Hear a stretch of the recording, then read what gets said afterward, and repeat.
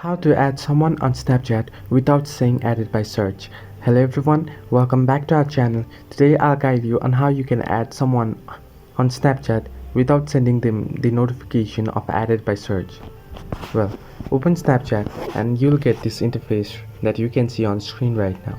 Now here you'll find search icon on the top of your screen. Tap on it and you'll be able to search for person or account or the username.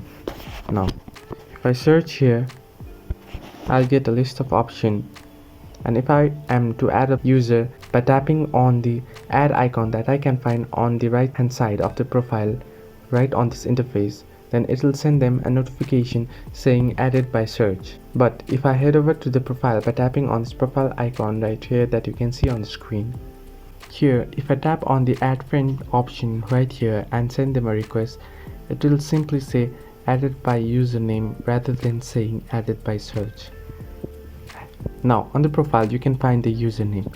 If you can get someone to send you their username and you can add them, then it will simply say notification added by mention. This way you can avoid the notification saying added by search. Hope this helps you. Do like and subscribe, and do not forget to leave a comment down below if you have any further issues.